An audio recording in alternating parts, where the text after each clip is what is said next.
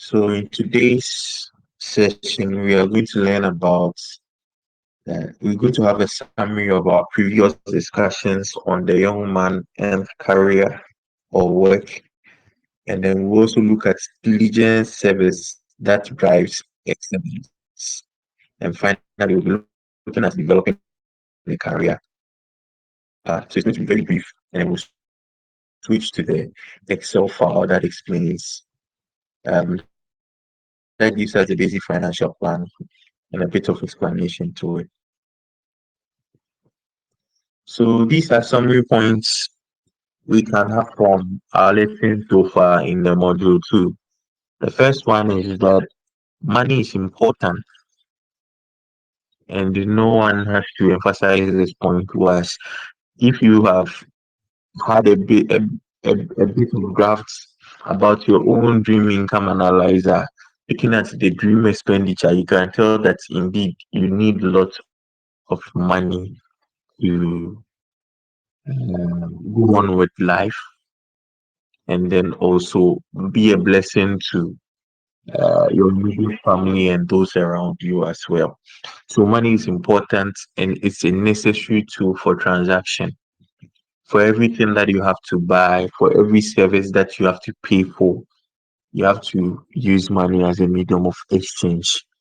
Even though there are other forms of wealth that comes about, we have to pay for with hard money or hard currency can be dealt with by reason of our relationships with people. However, generally, money is important and is a necessary tool for transaction. You cannot know all people, and then people cannot always um, go out of their way for you. A lot of the things you still have to pay. Then we also learned that money is a master from scripture. We learned that money is a master, and then we have to make conscious efforts to keep God as the master over our search for money and the keeping of it. So we have to make sure that our quest for money is not so much to the point that it does not give room for us to also serve God. So that was one of the key things we learned. And then also we also learned last week that God gives us the grace to make wealth, and that is his investment in our lives. And like we learned, we got to understand that the kingdom of God is like a man who goes to a far country and then leaves behind a number of talents for his servants. And the account tells us that he expected all the servants to work with the talents and produce back. And the one that had one talent and went to bury it, the master said he at least expected him to give it to the bankers. So, or to invest it with the bankers so that he could have some good return on the talents. So it's the same with us. Whatever God gives us, he expects us to work with it and then bring forth some good returns on the investment is made in our lives. So last week we mentioned that there are a lot of investment goals God makes in our lives, but some of the basic ones are the gift of life. God's given all of us the gift of life. It's a basic investment all of us have. The gift of strength, good health, He's giving it to all of us on this platform. And then He's also giving us the gift of wisdom, skill, but basically the gift of wisdom. We spoke of that last week. How that the human wisdom is far exceeding, or it's higher than the wisdom of animals and than the wisdom of even artificial intelligence that are being developed now. So it tells you that God has made a great investment in our lives, and He expects us to put these investments to work and then bring forth rewards or benefits from that. God's gift is to you, and you decide whether you want to gift it also out to the world or make some wealth out of it also. So the next point also is that the effort we put into work honors God's investment or His grace investment in us, and He in turn honors out our hard work. Sorry, the word is He in turn honors our hard work and not out. So He in turn honors our hard work with rewards. So the effort that we put into the work or into the grace investment that God has made in our lives, when we put it into work, and then it's a way of showing honor to God that God, we acknowledge the gift of life you've given us, we acknowledge the strength you've given us, and we have acknowledged the favor as a grace investment you've given us to give us this opportunity to even have the work we are doing. So you put in that effort, you work at it, whatever you are supposed to do with all diligence, which we'll delve with into detail today. Work at it with all diligence is a way of honoring God for what is invested in your life. And He also, in turn, honors us by causing us to receive rewards. And I mentioned last week that when you look at your income and look at your expenditure, it's so clear that there is an extra hand that comes in to support you some way, somehow. It might come through men, and some of the times you cannot even account for it. And as you as you grow in your work or in your career, you get to understand that there comes a time where you you get gifted by people that may even supersede how much you are earning as a monthly wage or as a weekly wage, whatever you system that your employer works with.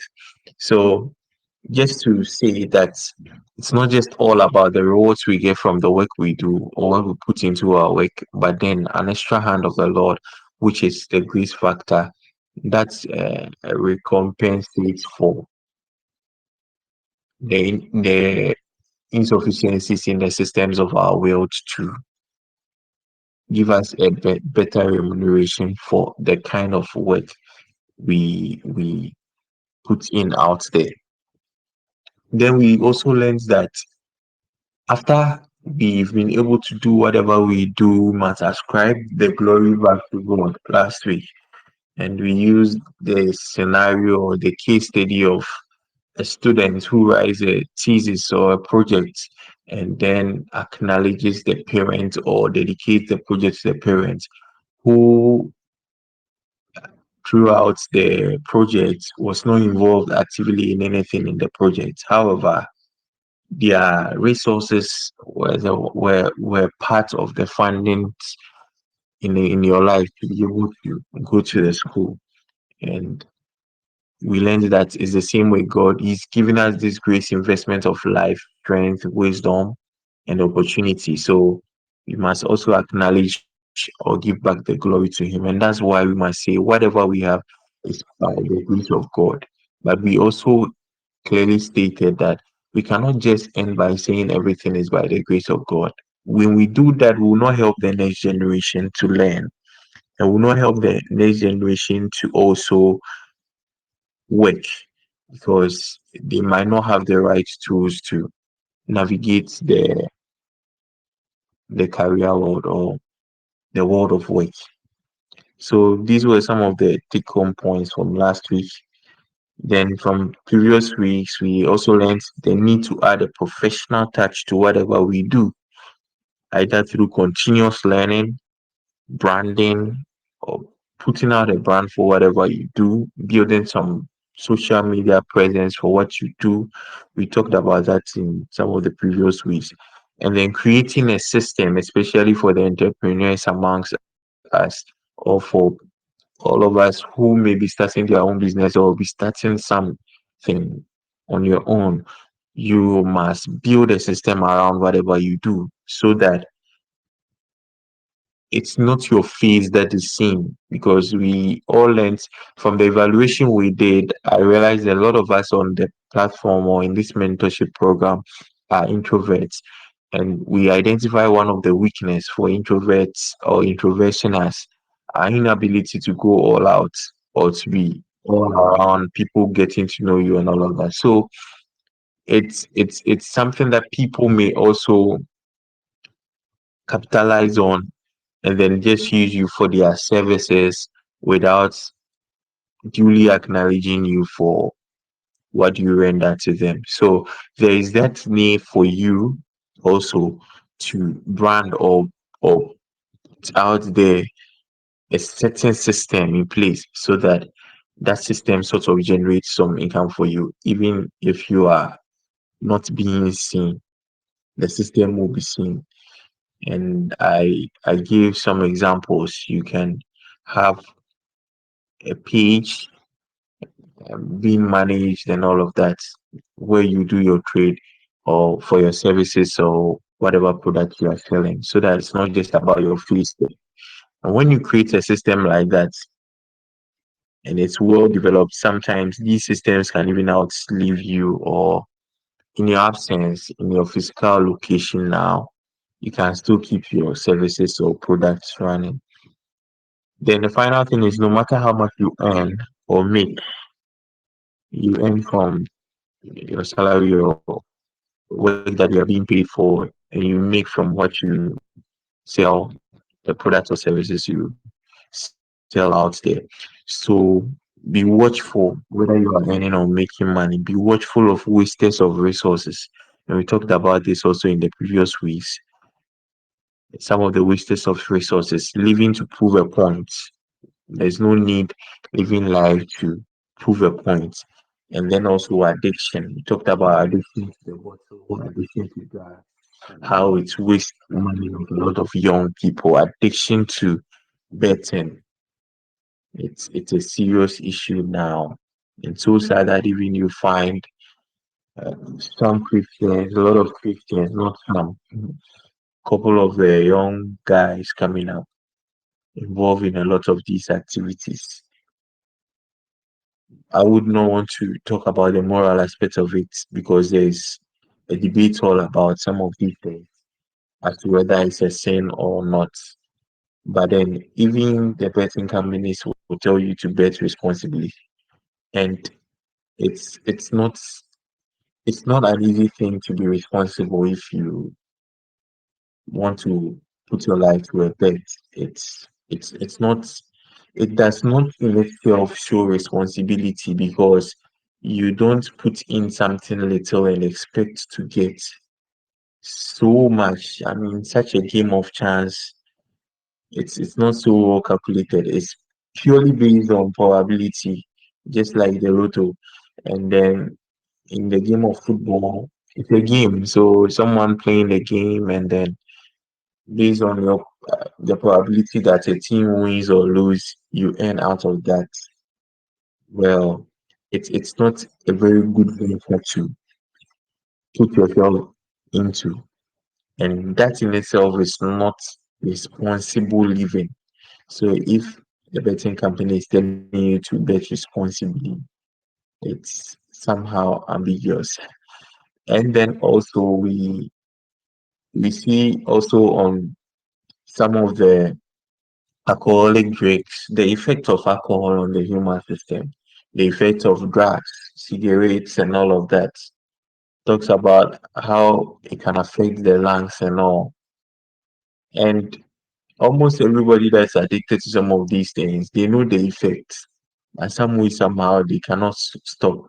So there is some kind of addiction that comes with these things.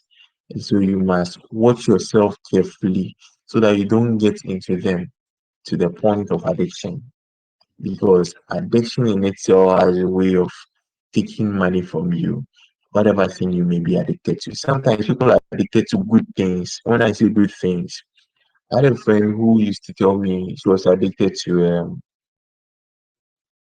hot foods, um, peppery foods, even though she almost always had runny stomach whenever she took anything pepperish. But there was that addiction so much that anytime she wants to take something that is pepperish, and she would take it and then have running stomach afterwards, go get medications, treat it, go and buy again. So it's just a cycle. At the end of the day, you are wasting money on medications. You are not living in a very good health. So when we talk about addiction, don't center your attention just on the negative things, on the drugs and alcohol and all of that. Can people can be addicted to things that in itself may be good, but their frequencies of it and their inability to control themselves out of that thing takes or drains them so much. You begin to lose a lot of resources when it comes to that. And then ladies, we talked about that too. Ladies could also be wasted, a waster or wasters of our resources. Yeah. So that summarizes what you've learned so far in the module two. And then unplanned and unbudgeted life. We learned from Luke 17 that there's a need for you to calculate the cost before whatever you do. Okay. All right. So let's continue. We'll move to today's lesson. I think we've spent some time already, and so we'll zoom into today's session. Good. Diligence. So when we say diligence, what comes to mind? Diligence, diligence. Scripture says that he that leads must lead with all diligence. The late Miles Morrow, in one of his books, said that everyone is born a leader, but not all of us will live lives becoming leaders. And there was a point he made so emphatically in the book that we have to first of all be leaders of our own lives before we can be leaders of other people. And this is clearly even in scripture in Second Timothy.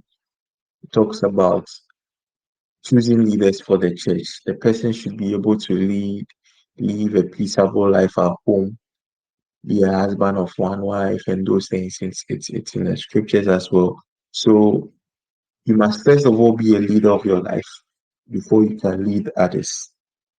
And so to lead your own life, you must lead it with all diligence. That's what scripture says. So what then is diligence? Diligence is the act of working hard and persistently toward a goal.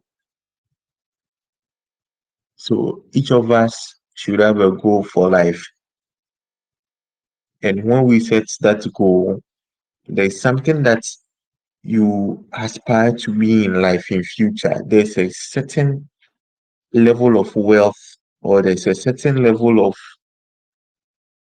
riches you would want to work in the near future. But when we talk about career, it's directly linked to wealth, right? So there is a level of wealth that you would want to work in, and that being a goal is to push you to work hard and persistently towards achieving that goal. To someone, it might be that you came from a low background, a background where it was so difficult, maybe taking care of all your siblings at a go in school. So for that matter, at some point, one of you or you yourself had to drop to a lower class school just so that the family can take care of you. So you've also, out of what you went through, you've dreamed for yourself that you will not want your children to go through that. So what is the goal is like to have a very good or bright future for yourself and your children. Someone is dreaming for life to be that. They want to get to a place where whatever their children need, they will be able to provide. If even at the age of 18, the child needs a house, to some parents or to some young person growing up, the person's goal might be that he wants to, or he or she would want to get this, whatever that the child wants for them. So that is the goal, and that should push you to work hard and persistently. Somebody came from a home where it was difficult getting a 3 square meal a day. And so that pushes the person that no matter what it takes, I want to get to the point in life where I will be able to provide that 3 square meal for myself, and that's for my children. So you want to set a new standard for your family, and if that is what you want to do, that becomes a goal, and so that should be more like a fool that fuels you or pushes you to work hard and persistently so that you'll be able to achieve that specific goal. So it's a commitment to putting in the necessary effort and attention to detail to achieve a desired outcome. When applied consistently, diligence can lead to excellence in every area of life, whether in your personal life or in your professional life. So when we talk about diligence, this diligence we are talking about, what does it entail? The first thing I want us to look at is responsibility. When we are talking about diligence, one thing that comes to mind is responsibility. Diligence goes hand in hand with what? Responsibility. Because your ability to lead comes with some level of responsibility. So leading your own life to achieve a particular goal should also come with a responsibility. And responsibility is simply taking ownership of your own work or your own efforts. Take ownership of whatever you are doing. This was what was lacking in the garden when the man was questioned. He shifted the blame, he shifted the responsibility of he taking care of his own actions or his own efforts to it being influenced by the lady, by the woman, sorry. So we must be able to take care or take ownership of our own actions or our own efforts. And we must be accountable for its quality and its outcome. So be accountable for the actions you put into work, and you should be accountable for the outcome that comes out of that. Because when you know that you are putting in this, you know the outputs, whatever you are putting in. If you are putting in a certain attitude to work, we learned last week, are you being paid for that effort you are putting into work, or you are just asking for a salary increase or making noise about not being paid well because of your needs? So when you take responsibility of your own actions, when you know and you are sure of the ownership of the effort you are putting into whatever you are doing, then we can say you are a responsible person. So if we are saying betting must be done responsibly, someone who is betting, the person really taking ownership of his actions. If that is the case, then when you lose out so much money out of betting, you should not feel so sorry about it that you the whole world comes crashing down on you. Until you've if you, you've not until you go to that point, then you are not doing irresponsible betting. You are not doing responsible betting, because you should be able to account for your own actions, the quality of your actions, and the outcome. But like I said earlier, betting is a game of chance, probability, and you cannot tell the outcome.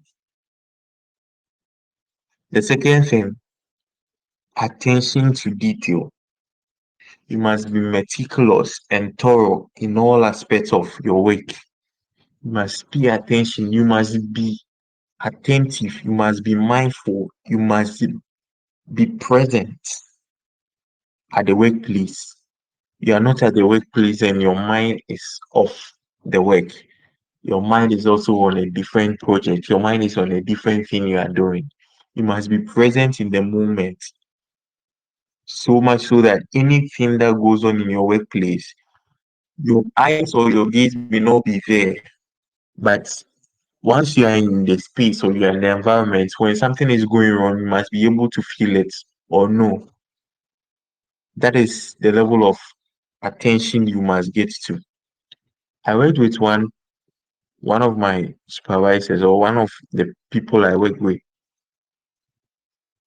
He during my service, he was so sensitive to almost everything in the lab that it gets to a point where you are doing something and then it's wrong or something is going on wrong in the lab.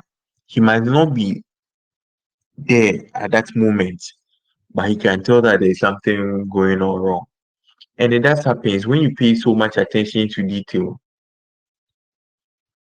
the details of your work. It gets to a point where you may not even be physically present there, but when things are not going well, you would know that things are not going well.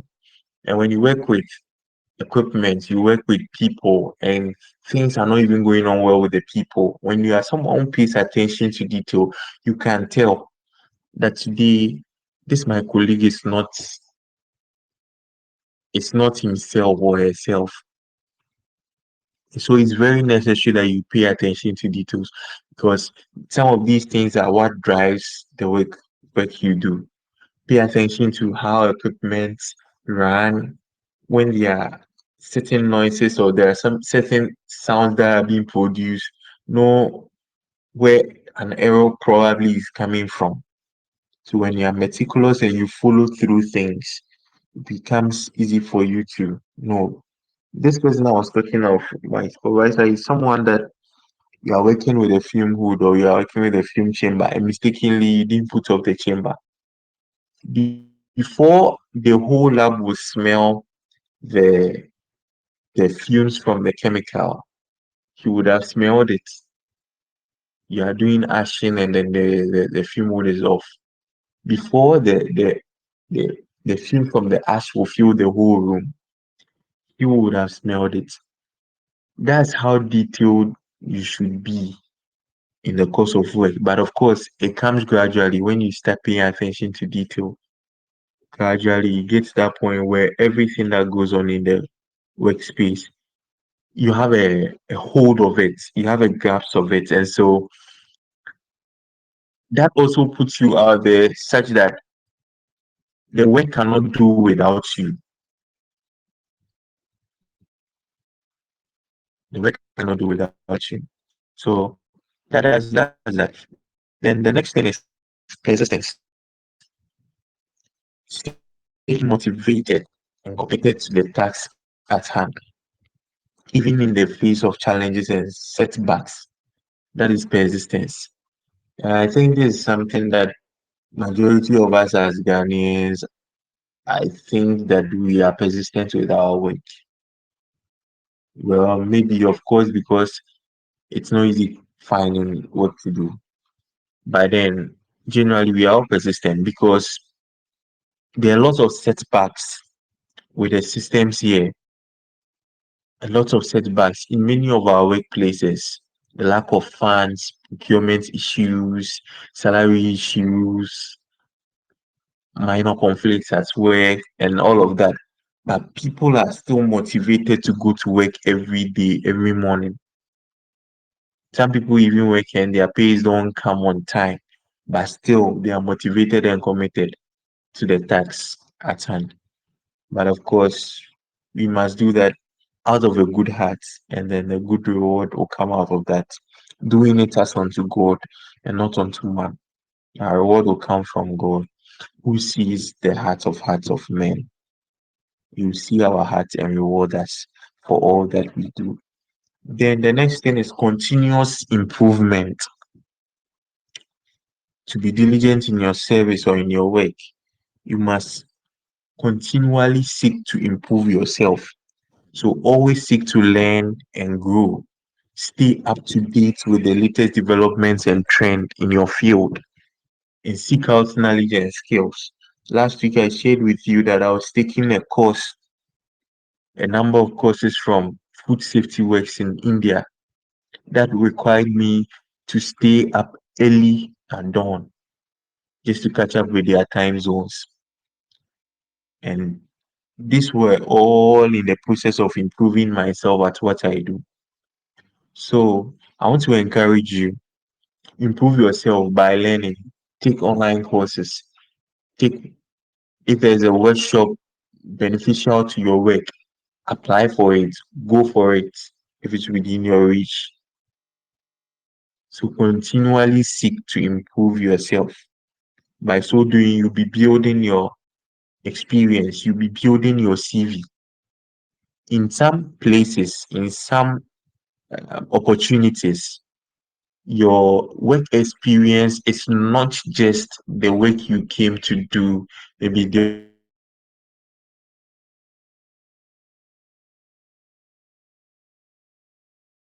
some cases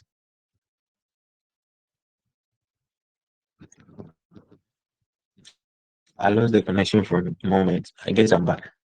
In some cases,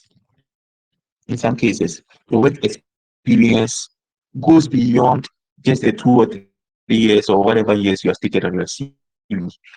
People who are giving out such opportunities are looking out for within those 2 3 years. What other things did you add to yourself to improve yourself? What courses did you take to build your capacity for that role? Or you were a boss in that role and you stayed there stagnant? You never added any other value to yourself apart from the skill that you were sharpening. So there's an importance for you to seek, learn, join workshops, seminars, find new trends in your field, then get abreast with some of those knowledge and skills. For all you know, some of these new trends will reduce your workload to a very significant level. Then the next thing about diligence services, the next thing about diligence service is collaboration. So collaborating with others and being examples to them. You must learn to collaborate with others and be an example to them. So when you pay attention to detail, like I was saying, you get to know when people are not their self and then offer some support if it's possible or cover up for them if they need be.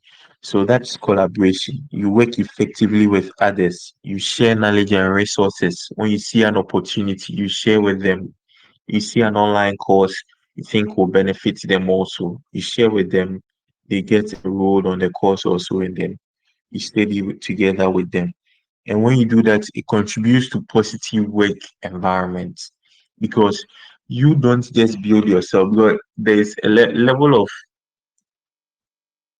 uh, there is a level of expertise you get that it becomes difficult to work or relate well with other colleagues because they have not schooled themselves to that level. So there's a need for you to grow together with your other colleagues. So you see an opportunity, you share with them, you learn together with them, they build themselves, then you keep growing and growing. That's how we all grow. And that's what helps in the corporate setting. The next thing is professionalism. Professionalism. I think we've talked about professionalism in one of uh one of the sessions in the first module. We talked about professionalism. So you have to add a professional touch to whatever you are doing. Conduct yourself in a manner that is consistent with your organization's values, the ethics of your profession, and maintain a high level of integrity and ethical standards. Okay. If you are working with, if you are working in a hospital lab, maintain ethical standards.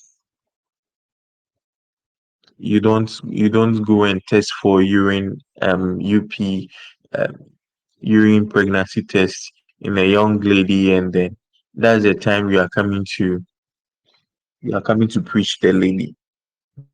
That's ethically wrong anyway.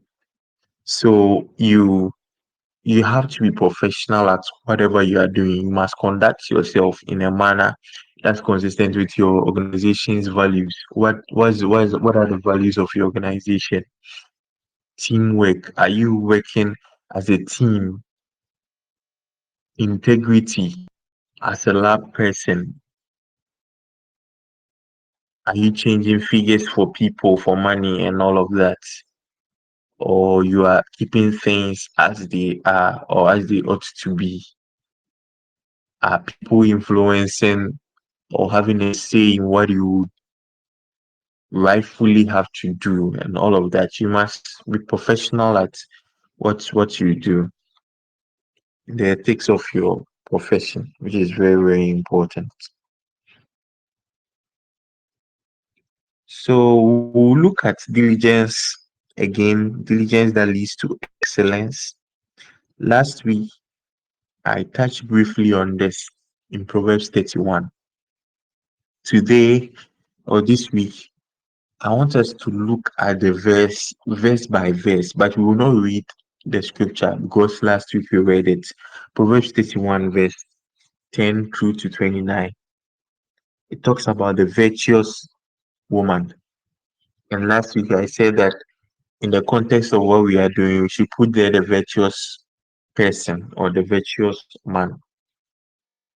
So, who is a virtuous man or a virtuous woman? A virtuous person is a strong person.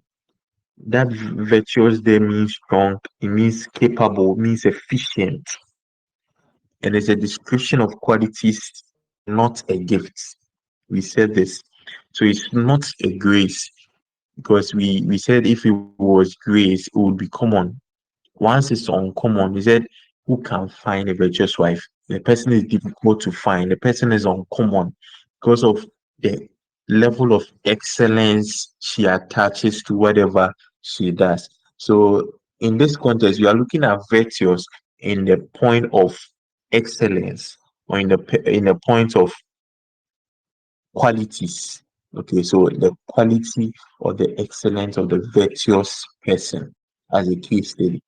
So in the verse 10 coming downwards, you realize that scripture says that she seeks wool and flask and willfully sews with her hand in some versions, and in other versions she willingly works with her hands.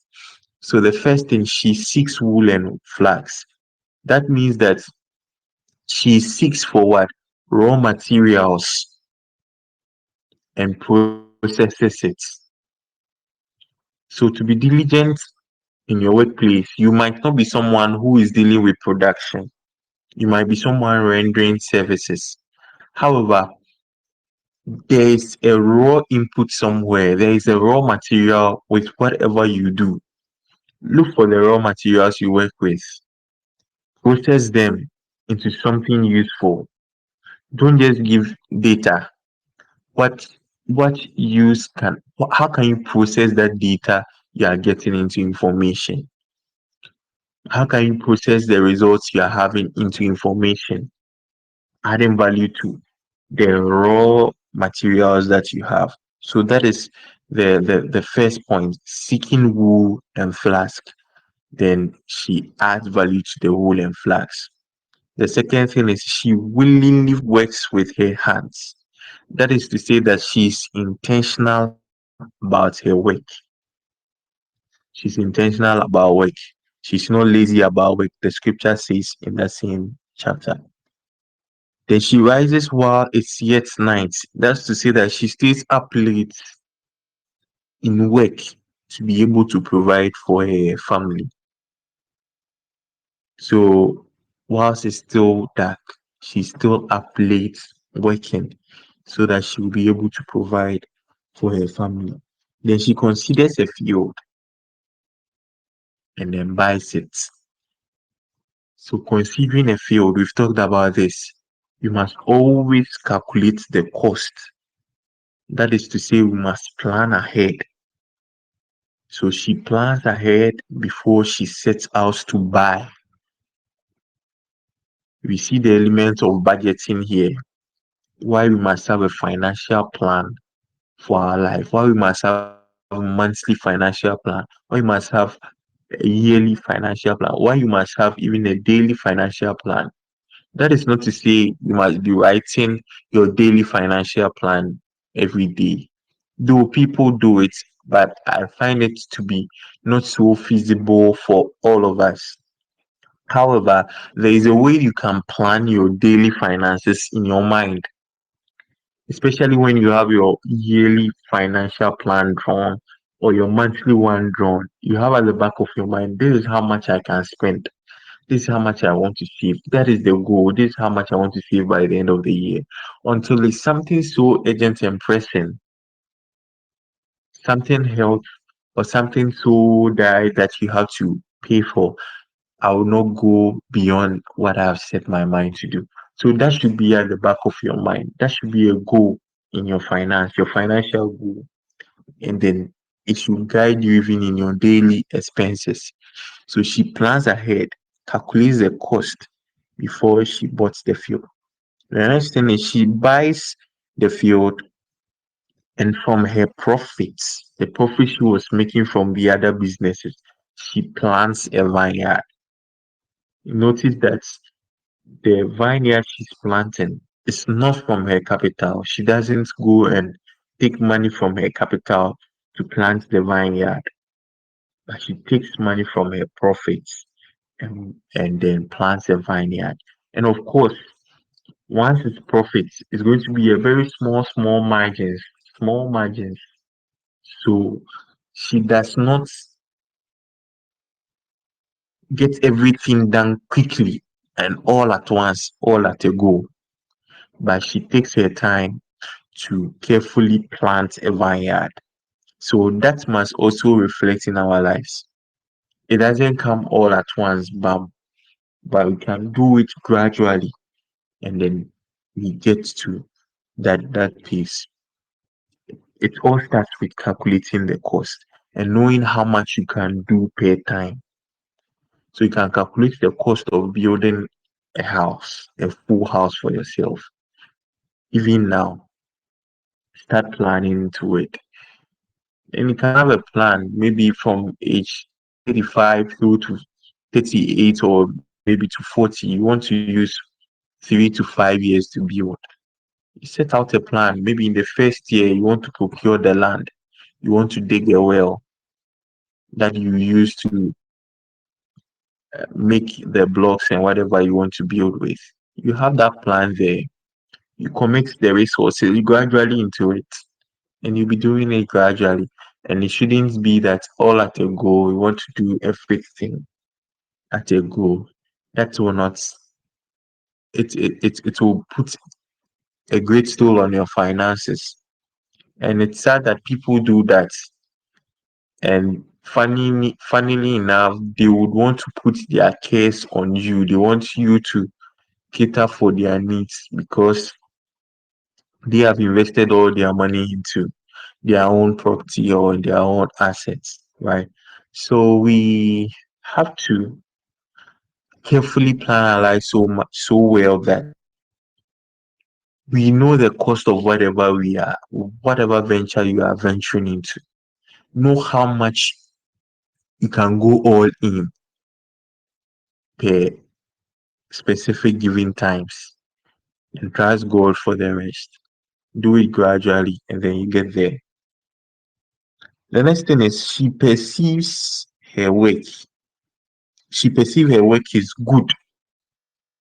And the scripture says that her lamp does not go out. So scripture compares her perception to light.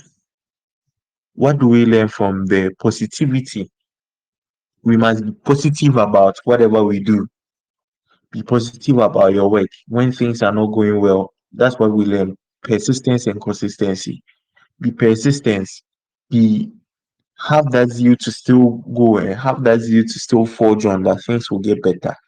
She was positive about her work. Because of that, the light of her work was shining so much that her lamp does not go out. When you're positive about what you do, it gives you a certain level of energy to even do the work. Next thing is she extends her hands to the poor, benevolent, she gives out. Then she prepares for winter, safely considers the land. She also prepares for winter, like the ants. He knows the rainy season. It knows that the rainy season cannot go out to collect food. So right in the dry season, it collects food, stores them in bottles, and then stay in there when it's raining season and feast on that. And that's why Proverbs says that go to the auntie flaggard, consider her ways and be wise. So she prepares ahead for the winter. How does she prepare? She sews clothes for herself and her family.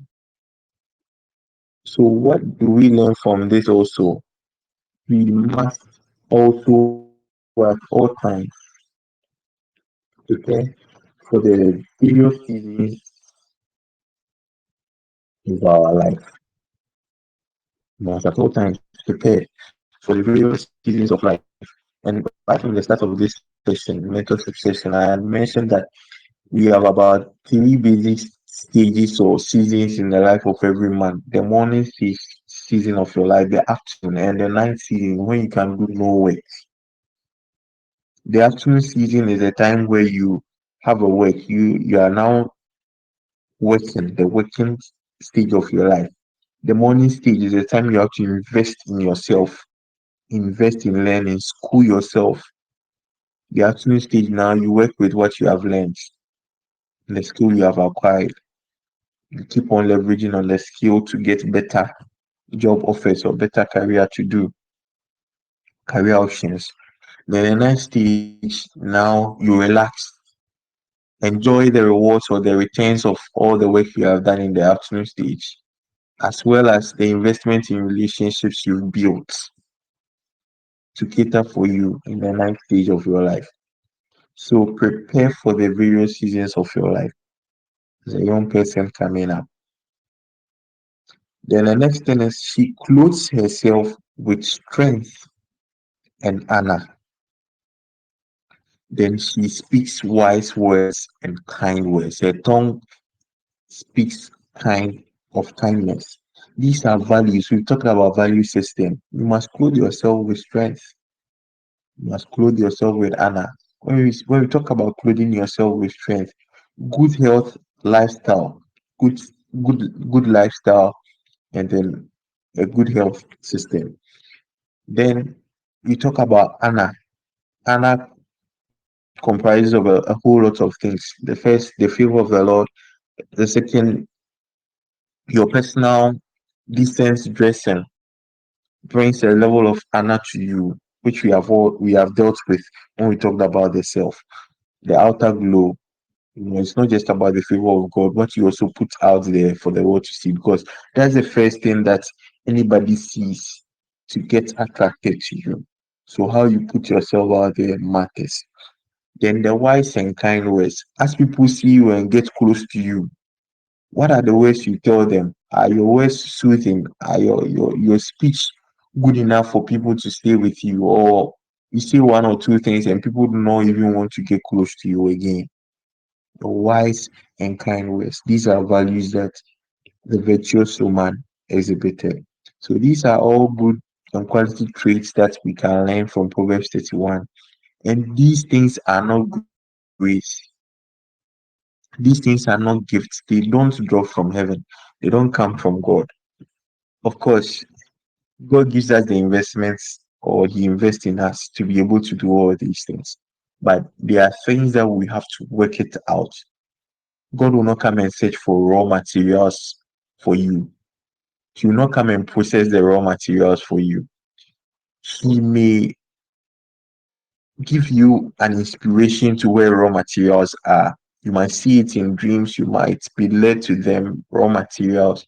But the aspect of you going to search it out yourself lies within you. The aspect of you processing the raw material lies within you. The aspect of being intentional about your work lies within you. The aspect of you staying up late in work just so that you'll be able to provide for your family, it lies in you. The aspect of planning, God will not come and plan for you. You would have to plan yourself. Being positive, you have to be positive yourself. The act of giving, of course, God will touch your heart to give to people, but He will not force you to give. Even in church, God will not force you to give. Your pastor may encourage you to give, but your pastor will not even force you to give. God will not prepare the various seasons of your life for you. You would have to prepare for that yourself. And then you would have to speak wise words and kind words. All of these things are things you would have to do yourself. God will clothe you in strength and honor, that I believe. But you have to make the effort of speaking the wise and kind words yourself to keep the people that are drawn to you by virtue of the honor He has clothed you in. So the last thing we want to look at today is developing a career path. Once we are done with this, we can now zoom into the dream income analyzer and the personal finance thing. Developing a career plan. This is a bit different from what we're doing today, but I put this in the slide because there's an assignment at the end of this session that is for all of us to develop or draft a career plan for your life and then develop a CV as well. That's what the assignment is. So when we say a career path, what is the career path? A career path is simply more like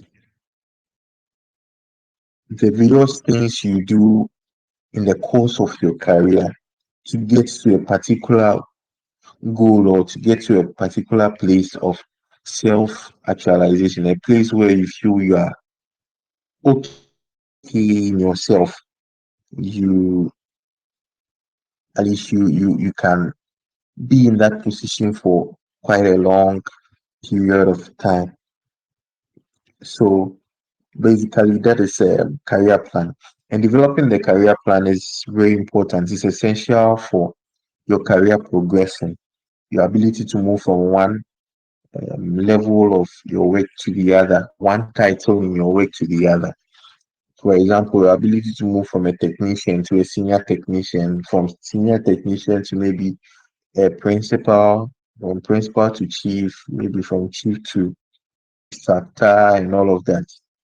That is the career progression. So the path is how or what you do within the period you are in a technician to get to the senior. The path is the things you do along that line. So developing a career plan is very essential to that progression and also to your own success. The following are some of the steps that can be taken. The first thing is you must be aware of who you are, self-awareness, self-assessment of yourself. So we say you must identify your career options based on your self-assessment. And this is something we have also done in Module 1. You use the online tool to develop for yourself who you are based on your temperament and based on your personality traits. So we learned either you are an introvert, introversion or extroversion, whether you are thinking or judging, whether you are sensing. So all of these things, the ISTJ things we did, it also provides you a profile that can tell you your strengths, your weaknesses, your potential career options. They were all listed in the survey that you took. So when you look at such a survey or when you personally assess your life based on the course you have done in the university, based on the course training courses you've done, you can develop for yourself a certain career option. So your career could be something in food chemistry, food microbiology, food whatever. Once you've taken food science program, you have various options in there for you. Somebody from a lab tech background can decide to go into industrial lab, maybe to a chemical lab, to a physics lab, more of electricity and electronics. Somebody may decide to go into health sciences, microbiology, parasitology, and the rest. So you define or develop for yourself, identify the various career options that are available for you because of who you are and what you've acquired over the years in terms of qualification, skills, and experience. Once you've identified that, then you must set smart goals. And the smart here means you must set specific goals, measurable goals, attainable or achievable goals, realistic goals, goals that are realistic, and goals that are time bound. So set for yourself that from 1 year to 5 years, I want to be here. From the next 6 years of my life to the 10th year of my life, I want to be at this level. From the 11th year to maybe about the 50th year, I want to be here. So that is the time frames you give yourself. And they must be very specific and they must be things that you can measure. If you want to move from position of technician to senior technician, it should be something you should be able to measure. When we look at your profile in your workplace, you should be able to see the title. And is it attainable? Your work system, do they provide, do they give room for you to attain that level within 5 years? You must ask yourself all these questions before you set out such goals. Is it attainable? Is it achievable? Is it realistic? Or you just have to take the grace of God alone? Then, of course, it's time bound. So these are the kind of goals you must set when it comes to your career plan. Then you must, after setting the goal, you now set out to create the plan. How are you going to attain those goals? Are you just going to sit down and wait for the time to catch so that you just be promoted? Or you build yourself through all those periods? So in creating the plan, you must have for yourself a certain course or training program you must enroll yourself in. Training programs that can help you reach those levels at those times. You must seek out mentorship or coaching sessions that can help you get to that level. So if you are in the same thing I'm talking about, if I'm a senior technician now, if I want to rise to principal, I should have a mentor or a coach principal technician who I'm learning from. Then I should be learning how they also build some of the courses that are relevant to the role, some of the things that you should learn so that when that role catches up with you, you don't find yourself wanting. Because there are some of the roles, for example, let me give a very practical example from where I am. At a senior level, probably I may not be so much directly involved in procurement issues, but I might get to a level where it will become very necessary that everything about procurement I should know. And if that demands that I have to take a course in procurement online or whatever, it's good that I take that course, whether your company is funding for it or not. It's good so that when you get to that role, you don't find yourself wanting. You would have built yourself for that next door that will open onto you. So it's always good that you look out for mentorship. And in that case, you are looking out for the loopholes. What made the work so difficult for the person so that you can cover up those loopholes and then the work becomes easier for you. Once you have the knowledge they share with you, you can build on that. If it's books, you can read. to build on the knowledge of other people. The other thing too is networking opportunities. Go for conferences, go for workshops, network with people in your area or your sphere of influence. You are in the food sciences, go for food science workshops and conferences. If it's online, if it's virtual, connect, join, get to know people, join the teams that are doing discussion, get foreign contacts and others so that you are abreast with foreign trends, you are abreast with what is going on in the international community, and you are not just a local champion wherever you are. So it's very important that you create a plan, because if you don't get yourself abreast with the international standards or international things that are going on outside, the international community will now come and influence your local community and they'll kick you out of the system. A typical example is what AI is doing now. So if you have mastered or you are now mastering the art of or learning about AI, then you are now linking it to how the AI tools can help you do the kind of work you are doing and still find your way or find your feet where you are, or find how you are still with, or your relevance still at that place, even in the midst of the new or current trends that are coming up. So very, very important. You must be abreast with the current trends. And some of these things you only have them or you only get used to them or get to know about them when you network with people, when you have the opportunity to network. Don't give up those offers. Embrace it. Take it up. In your networking opportunities and conversations, you would be able to get abreast with the current trends. They can even recommend some of the courses that you can take to help you in your career. The next thing is build a social brand or a profile around what you do. This we have talked about before. I will not stress so much on this. And then get contents that define what you do, your current and future career.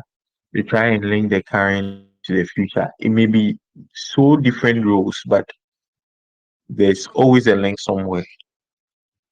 There's always a link somewhere. You can easily link it up somewhere. Then monitor the progress as you have drawn this plan. As part of the SMART goals, there should be measurable goals. So once you have the measurable goals, you should be able to monitor or measure it from time to time. And then continuous learning and development, the workshop or conferences, coaching sessions, staying up to date with industry trends and developments. And finally, you must develop a CV and review it from time to time. So all this you are doing is to help you develop your CV. All that you are doing help you to develop your CV, build experience and knowledge, skill sets. If you a calls for volunteering or voluntary service to certain organization, go out there, volunteer, get the experience so that you can use it to you can leverage on the experience or the knowledge you have acquired to pitch for higher or better opportunities. That should always be the mindset. If you are doing something now and it's not paying, you must leverage on that to pitch higher in the near future. So the future will pay for all that you were not paid for in the now. Once you're able to get the right experiences or the right skill set, the right knowledge base or the right content at that stage where you are not earning, you add to yourself and you're able to leverage on what you've added to yourself to pitch. So I saw a certain poster somewhere that when someone fixes your something for you in 5 minutes, you're not paying them for the 5 minutes of work, but you're paying them for the experience they've built over the years. So if you are doing something for someone You get to that stage where you can even consult for an organization.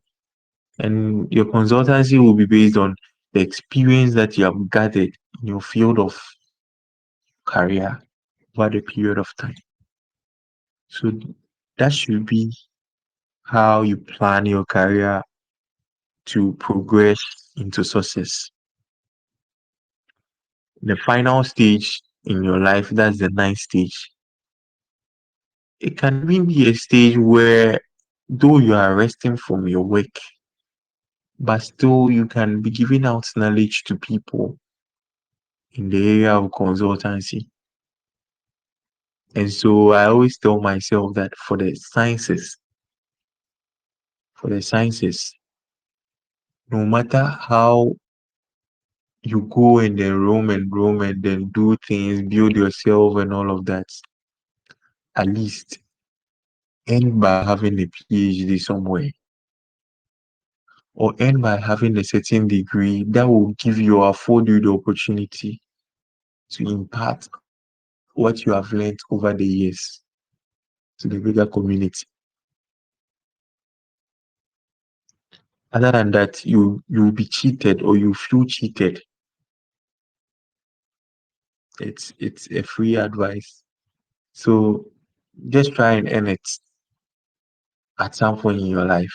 So when you get to the ninth stage where you can no longer work, you cannot be doing back-breaking works at the 50s going.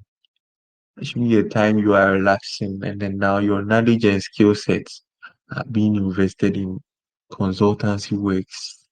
They are being invested in offering solutions to problems because you have gained so much wealth of experience.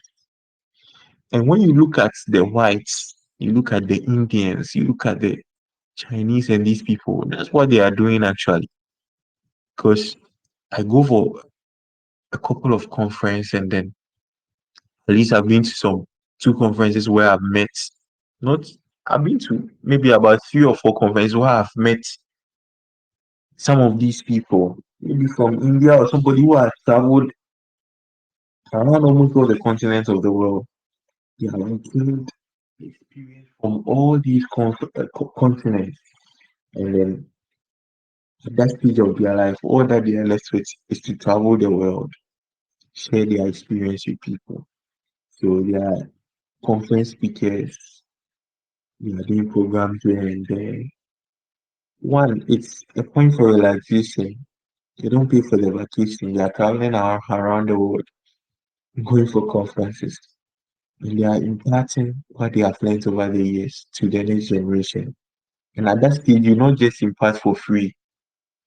People will pay you for the impact you are giving to them. So that's up to that. Just be a high achiever wherever you find yourself. Not just about getting the degree, maybe getting the PhD or whatever. Just be a high achiever, but it's good in the sciences to get an academic qualification in addition to the experience and skill sets so that it can put you out there on multiple platforms to be able to give back to society at a nice stage of your life. So thank you very much. If there are any questions, you can bring it.